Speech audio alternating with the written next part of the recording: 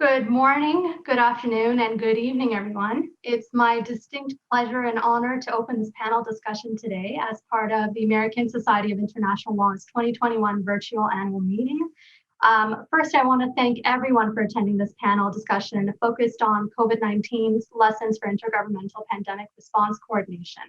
My name is Rujeen Habibi, and I am a fellow of the Canadian International Council and the Global Strategy Lab based at York University, Canada. My research is focused on global health law and governance, and I'm also a doctoral fellow at Osgoode Hall Law School. I'm delighted to moderate this conversation today alongside an incredible lineup of panelists who bring together perspectives from 3 countries and 3 different continents with expertise spanning governmental, non-governmental, and academic sectors, and whose collective reflections on the global pandemic response, I'm sure, will generate invaluable insights and edge us towards common ground and future directions that we have to look for a world that's better prepared to overcome future inevitable pandemics, but also a world that is ultimately more secure and healthy and a good place to live for future generations. So I very much look forward to hearing from the panelists in turn, and I have the pleasure of introducing them now. I will be introducing them in alphabetical order by surname. I'm joined today by Mr. Thomas J. Boyke, who is the director of the Global Health Program and senior fellow for Global Health Economics and Development at the Council for Foreign Relations. He is also an adjunct professor of law at Georgetown University. Mr. Boyke is the author of Plagues and the Paradox of Progress, Why the World is Getting Healthier in Worrisome Ways, and the founder of Think Global Health, which is an online magazine that examines the ways in which changes in global health reshape societies, economies, and everyday lives. And I can vouch that it's a definite resource to check out after this pandemic, after this pandemic, but also after this talk to further deepen the learning around the conversations we're going to have today. Next up, I'm also delighted to introduce you to Ms. Fumi Olarunipa Badejo, who currently serves as Special Assistant to the President and Associate Counsel in the Office of the White House Counsel. She previously served as the General Counsel of the U.S. House of Representatives Select Subcommittee on the Coronavirus Crisis, and she has practiced law in the public and private sectors, including at the U.S. Department of Justice, the Administrative Conference of the U.S., the Palantir Technologies, and Manette Phelps Phillips. She's a graduate of the University of Florida, the University of California Berkeley School of Law, and the Harvard Kennedy School. It's wonderful to have you join us, Ms. Badejo. Following that, I have Ms. Caroline Edwards, who is the Associate Secretary at the Australian Department of Health. Ms. Edwards has responsibility for whole of portfolio strategic policy and relations, health economics and medical research, sport, and the strategic and corporate operations of the department. She led the health response to the COVID pandemic in 2020 and ongoing, and currently has responsibility for the vaccine rollout program. Ms. Edwards holds a Bachelor of Laws with first-class honors from Monash University, Australia, and she was previously District Registrar for the Federal Court of Australia and has held a range of legal and public administration roles.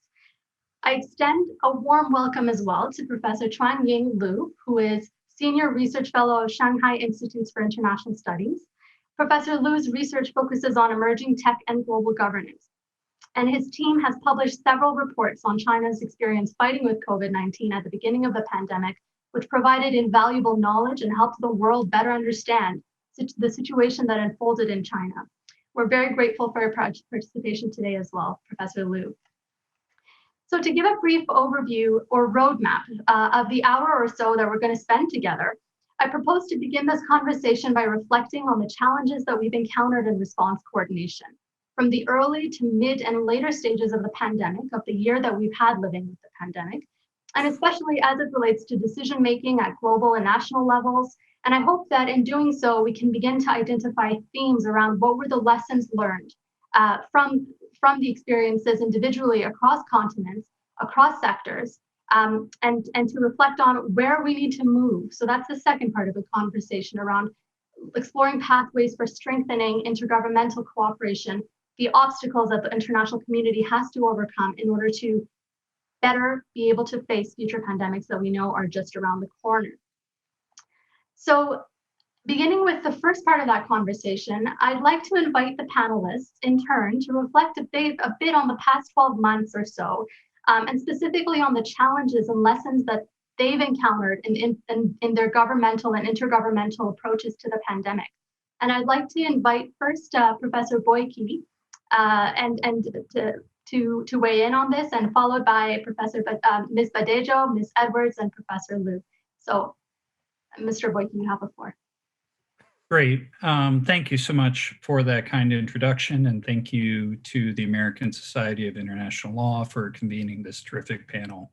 I'm looking forward to this discussion with my fellow panelists. I want to start by acknowledging the toll of the coronavirus pandemic and what it has wrought worldwide.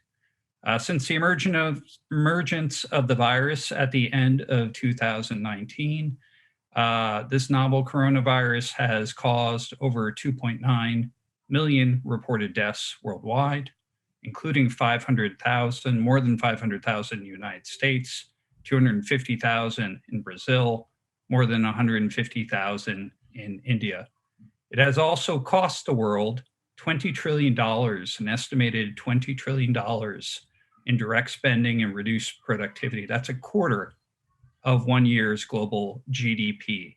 And this pandemic is still far from over. World leaders have described this pandemic as a once-in-a-century crisis, but there is no reason to believe that is actually true. Pathogens emerge frequently, and some jump from animals to humans and spread swiftly. That could happen again next year. It could happen tomorrow. It could be happening today. With that in mind, it's incumbent on all of us to learn the lessons that this pandemic is teaching us so that we will be better prepared to address the threat of future pandemics. And with that in mind, I want to build my remarks around a report that the Council sponsored last year, an independent task force report, bipartisan and nonpartisan, that was co-chaired by Sylvia Burwell-Matthews, the former HHS secretary, and Fran Townsend, who used to be the Homeland Security Advisor under President Bush. I want to highlight 4 lessons that emerged from that report to hopefully set the stage for this conversation. And I should note the report did not pull its punches with regard to assessing the global response to this pandemic. So lesson number 1 I would like to highlight is that we need a system of surveillance to supplement the reporting of directly affected states in disease outbreaks. There's been a lot of controversy about whether or not notification was slow in this pandemic of the emergence of this coronavirus, and whether or not critical information was shared in a timely manner, especially during important weeks in January.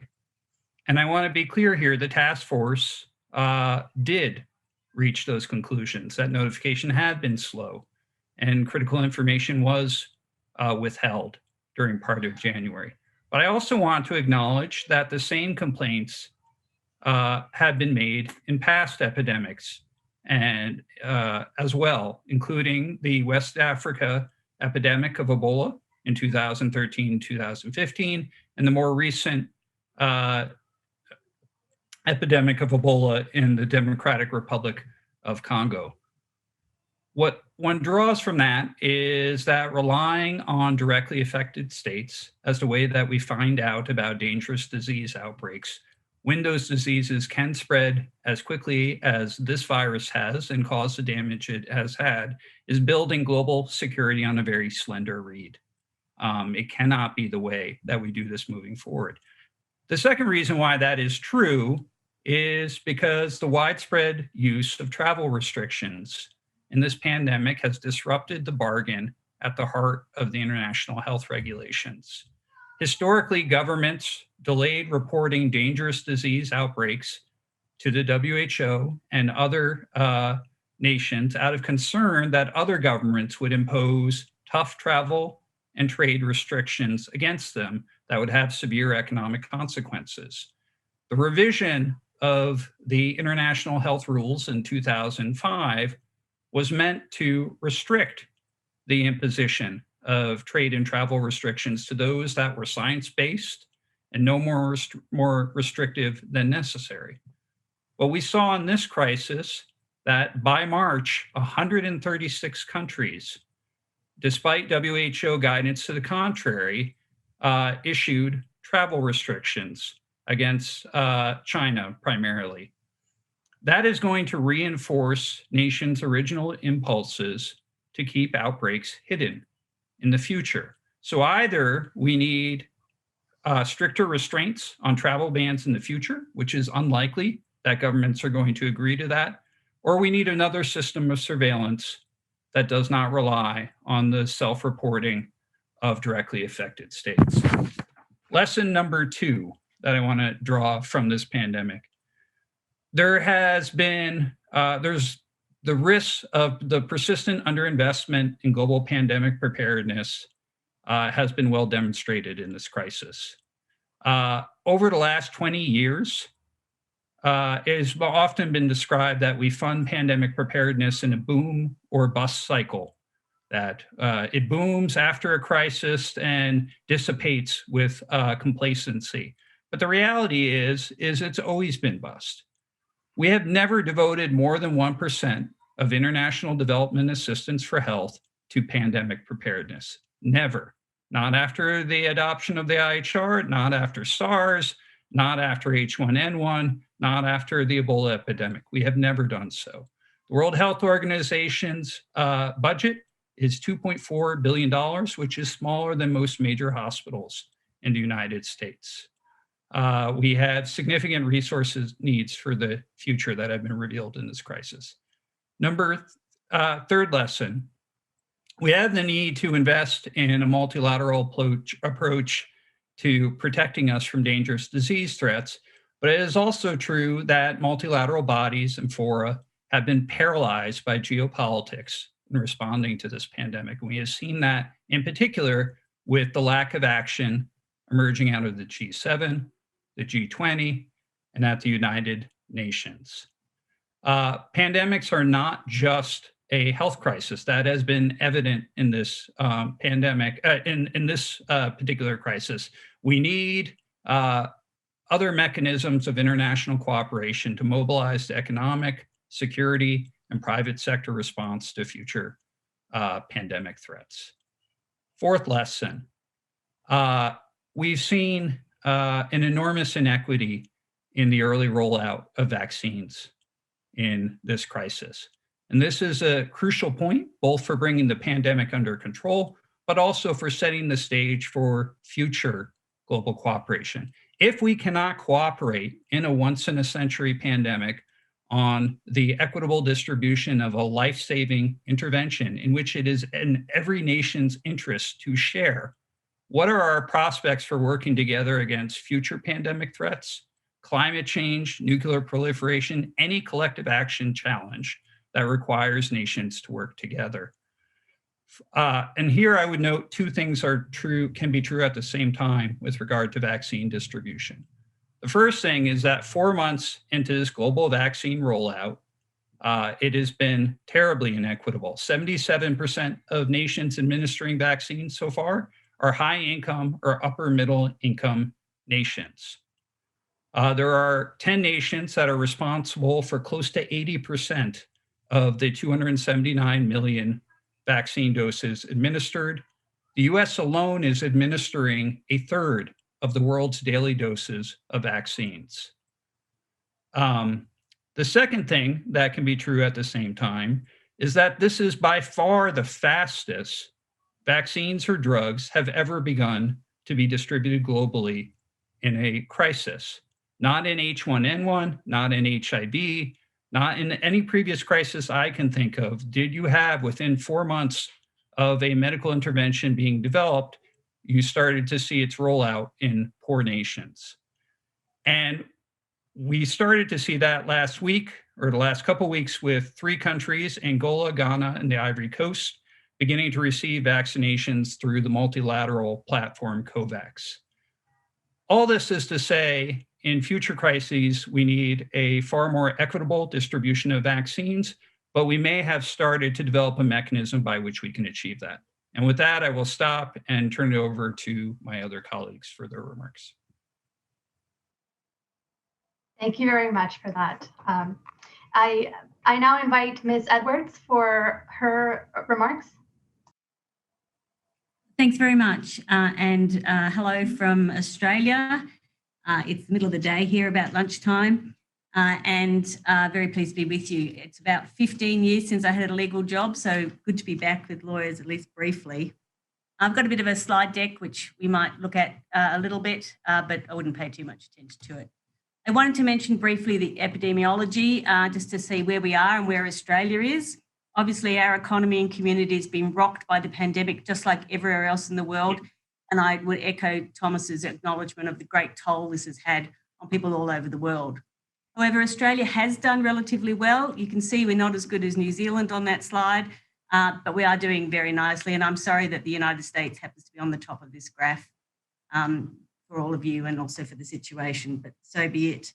The Chief Medical Officer of Australia said to us yesterday, a real snapshot, that between the 1st of January and the 3rd of March this year, there were more than 31 million cases worldwide and 700,000 deaths. In Australia, in the same period, we've had 538 cases, 83% of which are overseas arrivals as opposed to community transmission, and no deaths. Now, we're proud of our science-led approach to what we've done. We're proud of our contact tracing and our universal free testing. We're proud that the community has been so compliant with restrictions and so on, and that's all extremely good. However, it is no question, it is true that our border restrictions have been a very major influencer in our success here, and that has meant that we have effectively very closed borders with all the implications that come with that for our trade, our engagement, and our general place in the world. I wanted to take just one moment to describe the health system in Australia, because I know it's so different to certainly the United States and also most countries. Sorry about that. It's a universal coverage system, one to which Australians are incredibly committed, so much so that they often resist any sort of changes. We have free or heavily subsidised healthcare for everyone. That includes free public hospitals, but also rebates for every medical service provided by private or public systems throughout the country. It's fundamentally a government guarantee for all no-means testing, but we do have a very major private sector involvement. So all our primary care is effectively private sector, which is then subsidised by the federal government. So it's a complex and expensive system, but one of which we're very proud and we think works well. We have a network of private hospitals. You can see about the same number of private hospitals as public hospitals, but by and large, they're smaller. They do a lot more elective surgery, and there is a role for insurance. Importantly, pharmacy is a completely private business, and pathology is mostly private business, but we have a vast array of medicines which attract major subsidies from the federal government so as to be affordable. And it's probably true to say that Australians don't realise that when they pay a maximum of 41 Australian dollars for a script, there are hundreds, maybe tens of thousands, up to hundreds of thousands of dollars of subsidy in every one. And it's something that is very much at our heart. To go to the border measures that I mentioned, so people may know Australia is an extremely internationally focused country. We have a very heavily free trade approach, and we rely very heavily on foreign investment. Australians are great travellers. I think the figures show that we are out and about, or have been, in extremely great degree. We rely heavily on our tourism industry. But key to our success has been we have effectively closed our borders, both incoming and outgoing. So we do have a biosecurity determination in place which prevents Australians from travelling overseas unless they have an exemption. And arrivals are only when in 14 days strict hotel quarantining. That, of course, is limited strictly by how many hotel quarantining places we can safely provide. And so we have a trickle. You'll see that our, compared to 2019, our arrivals in 2020, bearing in mind the first couple of months were not restricted, is just a very small amount. We're effectively got a very, very small in and out into Australia, and that is affecting all sorts of things, our tourism industry, but also generally how we engage with the world. We made an early decision to call Australians home, and more than 40,000 expatriate Australians have been assisted to return home. This is the situation we find ourselves in. We have had success in stemming the flow, but the great question in Australia is when will we when will we reopen our borders and re-engage physically with the community, with the international community. Pre-COVID, our international engagement in the health focus was very great, with strong focus on the WHO, the G20, the OECD, but also APEC and various other engagements. In 2019, for example, 200 international delegations just by my department. Since March 2020, there have been none. This has meant very difficult for us to do the engagement we would normally do, obviously Zoom and so on. But things like our safety and regulation system, which involves site visits to factories and so on overseas, has been basically prevented, and it's all disrupted. And yet, as we know, the pandemic and the situation we find ourselves actually requires us to have greater and more intense international engagement. Why is that so?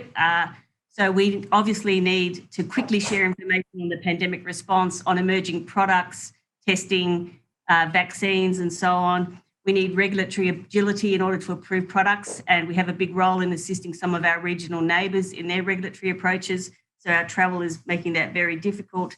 Maintaining quality assurance is a difficulty. And of course, there's all sorts of other issues that come from it.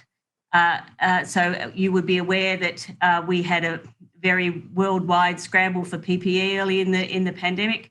We managed to amass a lot. We were successful, given especially our low caseload. But the international competition as we went to marketplaces was intense.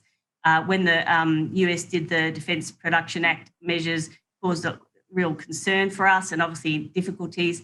And people might be following the discussions going on in the EU about export of vaccines. All of that makes it extremely sensitive, diplomatic and legal discussion to be had. And the fact that we're here in Australia and a long way away from it makes it even harder. Just a note about time zones. It seems trite, but the fact that almost everything that's going on around the world internationally is happening in the middle of the night for us, and more so for our Pacific neighbours, is a real problem. I'm on the executive board of the WHO. The 2-week meeting recently went from 8 p.m. to 3 a.m. For 2 weeks. It's completely unachievable to do your day job and try and do that sort of stuff. It's a bit Geneva time zone focused. I know that my colleagues in the United States also found extremely early mornings and so on. So it's one of those small things, but one we actually have to grapple with as we move to an international engagement, which is more focused on being available at whatever time. So we need to have things like pre-records, things like Zoom chats and text chats. And it's something that actually might have the benefit for low-income countries as well, because the travel implication, both time and money and everything for everyone to come together we can find a way to get around the time zones. I obviously can't change the way the Earth rotates, or at least have some sort of rotating way that'll make it much easier. So totally agree we need to do more. People would know that Australia has been heavily involved in pushing through the WHO for an effective consideration of how this pandemic came about and what we can do to prevent better for future ones. We're heavily involved in the sustainable financing discussions for the WHO and in making sure there's a science-led, calm and appropriate. But how we do that and how we work with all of you going forward is going to have to change and develop. Although I must say, I certainly hope next time we're all together, I can come to the wonderful United States. I might leave it there for the moment and happy to be part of the discussion. Thank you very much, Ms. Edwards. I turn it over to you, Ms. Badejo. Please go ahead. Thanks so much for having me. I should start by saying that my remarks are my views and not necessarily the views of the administration that I work for. But I think there are many lessons to be learned from the current COVID-19 pandemic and the response by governments across the world. I'll focus on the United States because that's the one that I'm most familiar with, but I think these lessons are ones that can apply to a number of nations. I think the dynamic nature of COVID-19 has exposed both how fragile and critical national government decision-making can be. This has been particularly true in the United States, where the national government's role can depend in large part on leadership decisions about how much the national government wants to be involved. When faced with a pandemic in the US, it was very clear from the Obama administration that after the Ebola crisis, there was an attempt by that administration to put together a playbook for pandemic response. Undoubtedly, that set of pandemic preparedness would have been helpful, but for the fact that the new administration that came in, the Trump administration, decided to disband that group. I think one lesson is clear that the national government can play a critical role in ensuring pandemic preparedness. And as my fellow panelists said, there often it can be an attempt to focus less on preparedness than there should be. I think it's very clear from this response and during my time investigating the Trump administration's pandemic response that the use of resources by government to address pandemic issues can often be fraught with inequities, and it's the responsibility of governments to ensure that pandemic relief funds are distributed in an equitable way.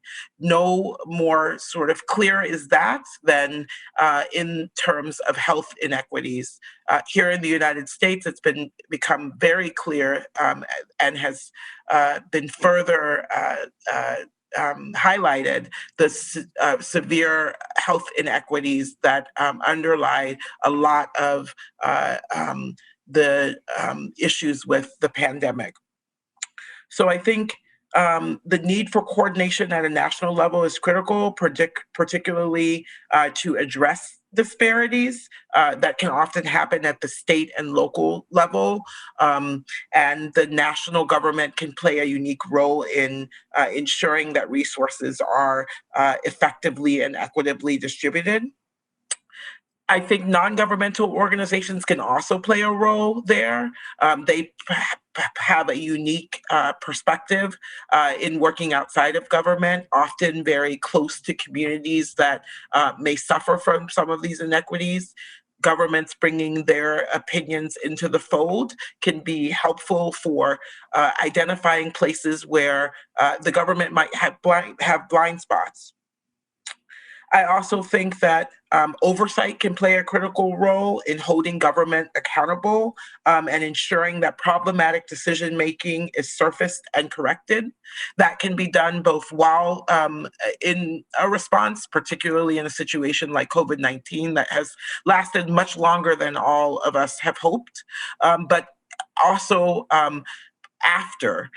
Looking at the system of checks and balances in a national government can be critical for developing strategies for how to address pandemics in the future. Lastly, where government decision-making fails to produce results, both global institutions and other non-governmental actors can play a critical role in addressing problems. And it's important both for the government and non-governmental institutions to take a review of their role in the coronavirus pandemic and what actions can be taken now to address future pandemics so we don't find ourselves in the same situation that we're in. Thank you very much. Thank you so much, Ms. Badejo. Professor Liu, I give you the floor now. First, thank you for the organizer inviting me to this wonderful discussing.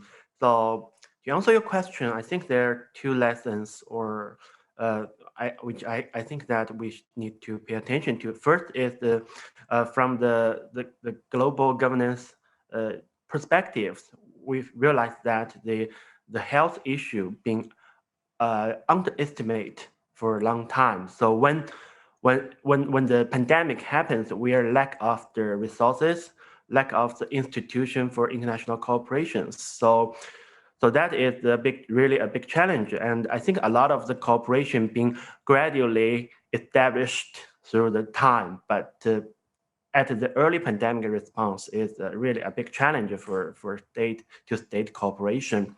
And another thing I think that also important is the political situation, especially big powers like China and the US are busy at decoupling Cold War and the business wars at the moment.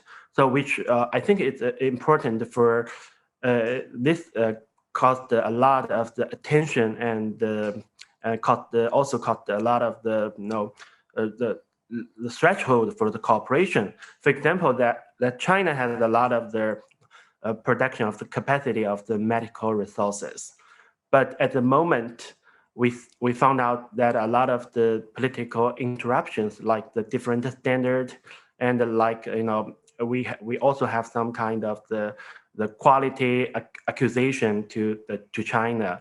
I mean, China is big and has a lot of the companies there that I cannot guarantee every product are good enough, but generally speaking, with if we have the good cooperation and coordination, I think we can good to use these productivities and to provide it to the necessary countries to. But unfortunately, this political situation I think disrupt the coordinations.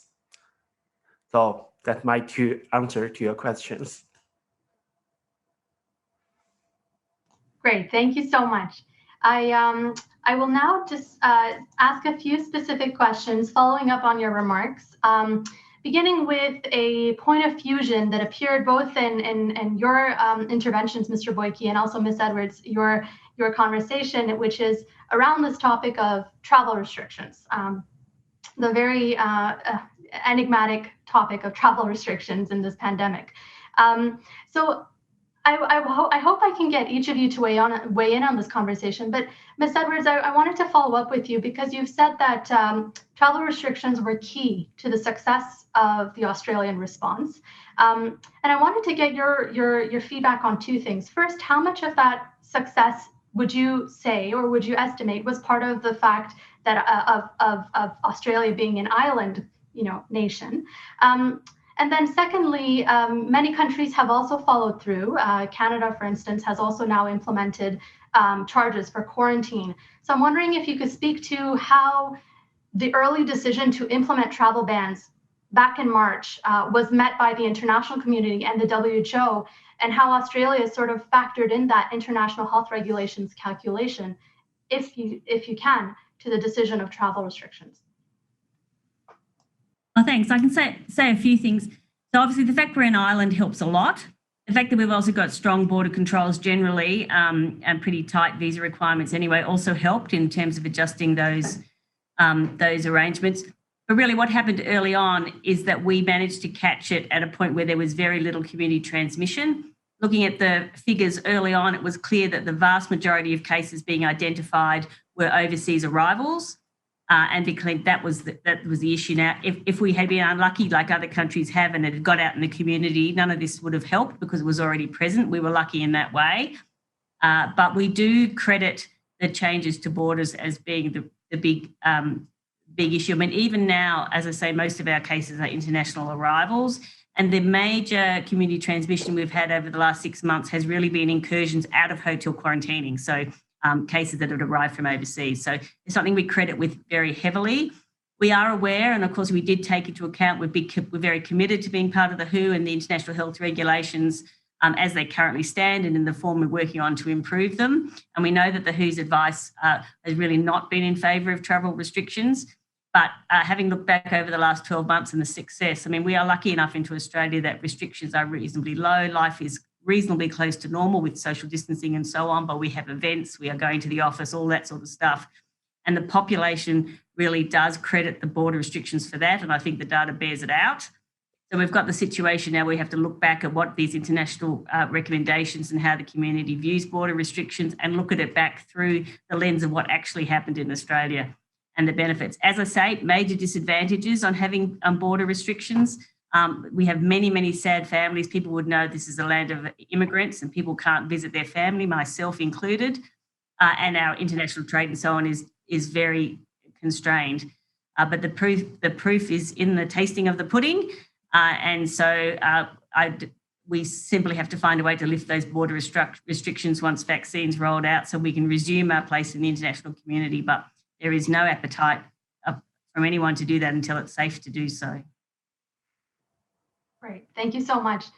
Mr. Boyke, did you want to weigh in on this conversation as well around travel restrictions and the international health regulations? Now, we also know that the international health regulations may be revised in the future. To what extent does this state practice, convincing state practice around closing of borders over the past 12 months, to what extent do you think that reflects, as you mentioned, you alluded to earlier, potentially new standards or new oversight around travel restrictions? Great. I'll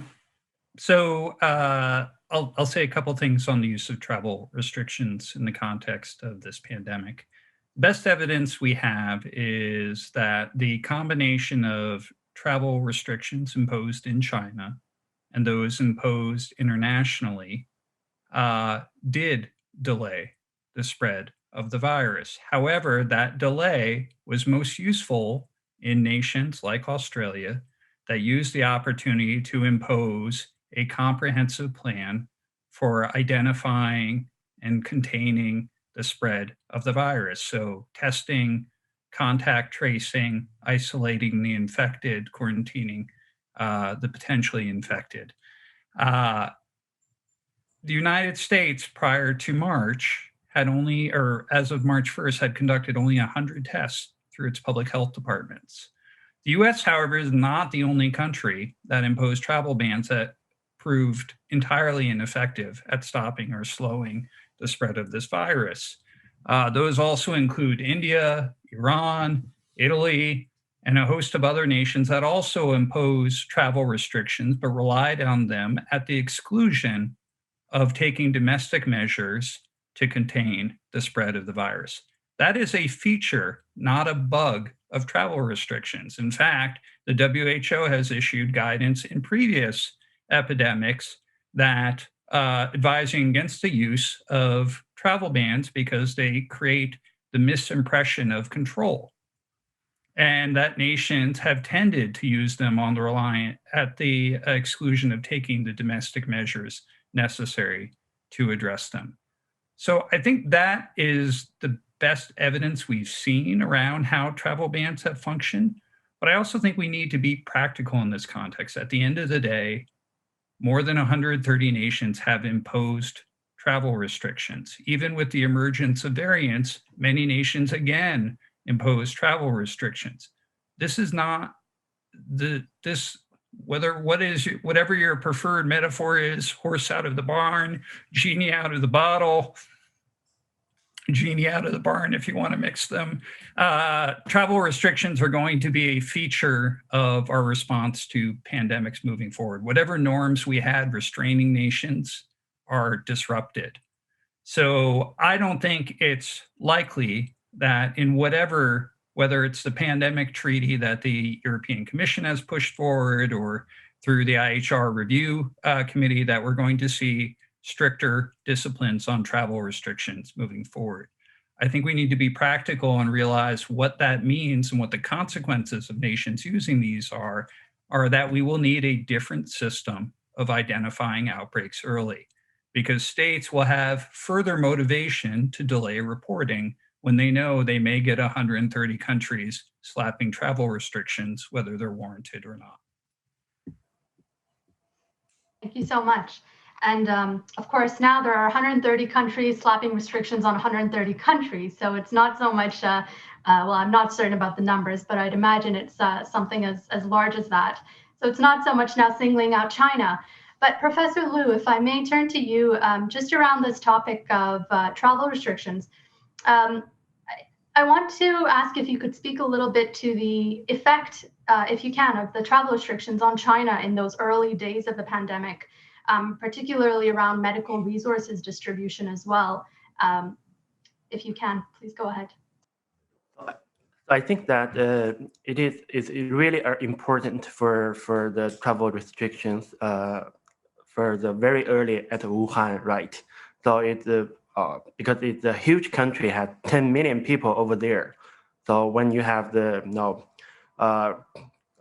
isolated the country, that it really help for because you lack of the capacity, lack of the experience, you don't know how to do. The best way you to ask people stay where they are. But right now, China gradually get into the second age, which is we back to the normal. But there's still the limited. China actually is like the world, right? It's huge, and you also have the Shanghai, Beijing, like a developed country, and you have the middle, like Wuhan. Also have the east, which is the poor. So it's very interesting. So when you have the local government have the very different strategy on the travel restrictions. You have the Beijing and the Shanghai, which they have more capacities, so they are more flexible. So they try to not intervene the normal travel because they have the best strategy and the capacity. But you have go to the rural part, like the Xinjiang, like Tibetan. So when there's any case happened in China, in Beijing or in Guangzhou, or whatever, they were isolated themselves. They don't welcome everyone get into the province border. So I think that it depends. It depends on the future from Chinese experience, right? It's not there's a unique standard. It depends on, for example, like a vaccine, how many people get the vaccine. Right now in Beijing, they ask all the citizens to take the vaccines, but also depends on the capacity, right? If you like Shanghai, Beijing, or Western country, you have the better capacity, you will be more flexible and gradually lift the restrictions. But if you are not capable, you may have a very strict and sometimes unreasonable restrictions. So my experience is limited. Okay. Thank you so much. Ms. Badejo, I thought I'd ask you a question that changes the tone of the conversation a little bit and veers away from travel restrictions to looking at an event that hit the news big time around the US giving notice to pull out of the WHO at a time when coordination and cooperation was critical. I just wanted to get your sense of what went into that decision and whether there were members of the administration, the Trump administration, who actually tried to dissuade such a decision from happening, and what effect that had in the pandemic response onwards from that event. Of course, notice does not mean that pulling out actually happened because of withdrawal would take 1 year to take effect, but even that notice was a momentous time. So if you could just comment briefly on that. Sure. For one, I would say sort of intergovernmental coordination is incredibly important, and non-governmental institutions as well as intergovernmental institutions like the WHO play a unique role in ensuring that we are coordinating across countries to address critical problems that impact us all. And I think COVID-19 has been the latest example of that, but there are many examples throughout history. So I myself was very confused by the decision to provide notice to withdraw from WHO, particularly at the time in which it was done. That is a time where my personal opinion is that the US and all countries should be focused on supporting such organizations as they work to address the pandemic alongside governments. So, I can't speak to what the decision making went into that. I can say that thankfully the new administration, the Biden administration, has begun to write the course there and is committed to the WHO and other organizations that do the work of helping to coordinate, particularly in the public health space, where something like a global pandemic affects all countries. It is incredibly important to ensure that governments are supporting the institutions that are tasked with coordination. And so I'm thankful that the new administration has come in and made the decision to do that. I think it was a wrong decision to provide notice at the time that it occurred. And I think, among all the other things that were going on during that period of time, it seriously hampered the response to pull out at that time. Thank you so much. And I see that our time is slowly starting to come to an end. It's been so much to talk about that we've quickly elapsed the time. I think that Ms. Badejo, your final remarks there bring us to the next part of the discussion, which hopefully will be reflective and ends on a positive note. And that's around the question of solidarity and cooperation in the pandemic. So we've heard one of the statements we've heard constantly from WHO Director General Dr. Tedros is around the fact that this pandemic won't be over anywhere until it is over everywhere. And we've seen states making statements regarding the importance of solidarity, regarding common understanding of helping each other, regarding vaccines as a global public good. And I'd like to, invite panelists to weigh in on this. What has been done well and where have we gone astray in really, truly achieving global solidarity? And if you can also do this with a view to looking to the international institutions that have worked or haven't worked, that would be great. So I'm actually going to leave this open to anybody who wants to take the first dibs at this.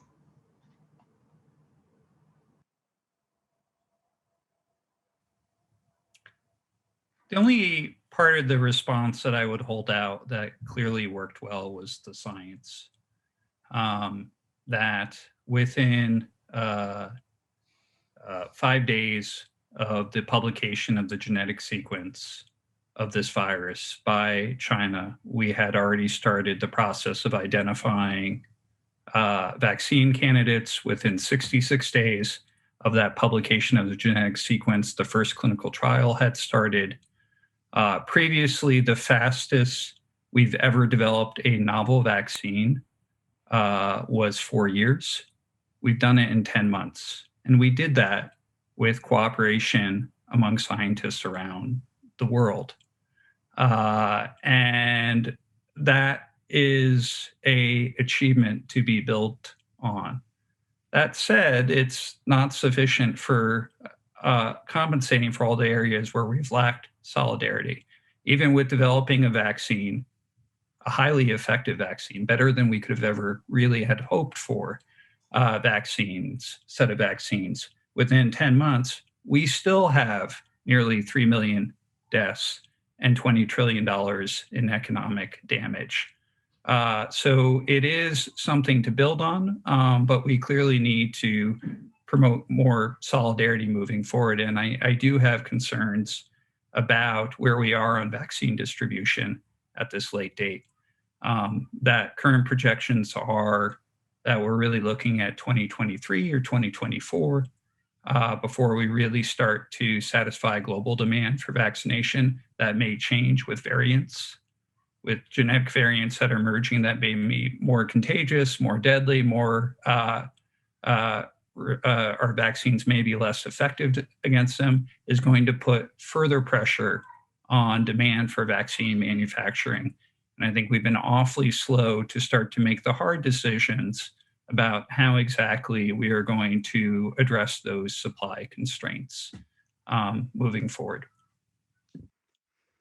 So in different areas, they have different performance in terms of the solidarities. So we have good cooperation scientifically, and we have cooperation, based on NGO, and as well as some companies played, especially digital companies. They take a very good performance.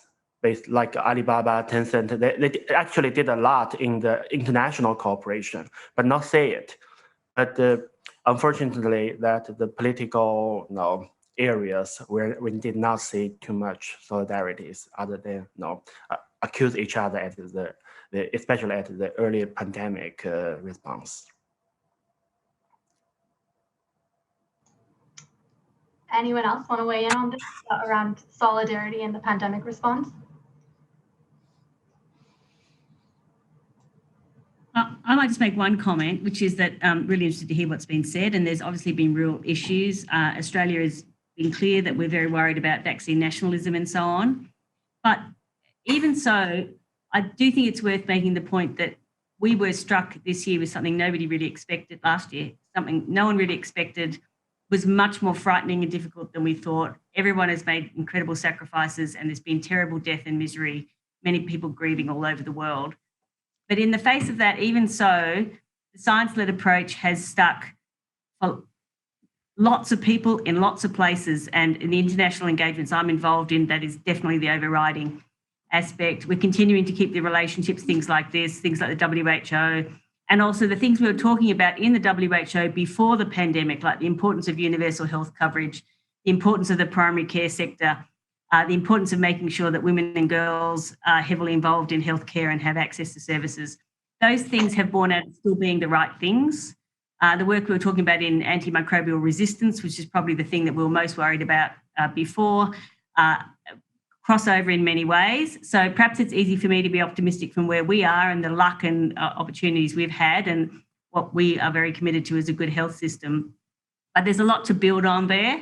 And the interactions we've had through all of those committees, one thing about Zoom meetings internationally is the chat function means you do have one-on-one chats with people that you would never talk to in a major multilateral. So there's real opportunities there. So yes, there's real options. Yes, people have come out and the mistakes have been made under extreme pressure, but we should remember that we're actually still talking to one another, and some of the most dire predictions about what would happen in pandemic have not come to pass. And so we need to build on that for all the reasons we've been talking about to move together. Because even though Australia finds itself incredibly isolated internationally because of our border restrictions, which we've discussed, we are incredibly committed to being part of the international community and totally recognise that viruses do not observe borders, and nor do many other health issues. And so keeping this conversation going is really important. I would add to that and say that probably perhaps more than anything, at least in my recent memory, the joint and sort of collective experience of dealing with the coronavirus pandemic, I think has brought our various countries and regions across the world to an understanding about how small our world really is, and how, despite having borders, we're not separated in that sense. So I think that collective experience is something that hopefully will be built on, and the idea that when something like this happens, we really do need solidarity to come together and solve a worldwide problem. So that's one thing that I would add. And then a second thing I think is just in how much our world has become so reliant on technology. I think it's something that's been happening for a while now, but more so than ever, the ability to use technology to interconnect across borders is something that I think even people who have been resistant in the past to that are now forced to. And I do think that will further conversations, as my fellow panelists said, and hopefully make our world smaller and more accessible. Thank you so much, Ms. Badejo. And I want to also just wrap it up and thank you all for your interventions and for your remarks. We've heard about the importance of an early, decisive pandemic response. We've heard about the importance of cooperation across regions and across countries. We've also heard about solidarity as a notion that shouldn't just be spoken about, but is very much alive and well and will see us through this pandemic. So I want to, with that, thank you all very much. I want to thank the ASIL organizers as well. Just invite the participants to engage in the private Zoom chat that will be taking place after this. So thank you so much.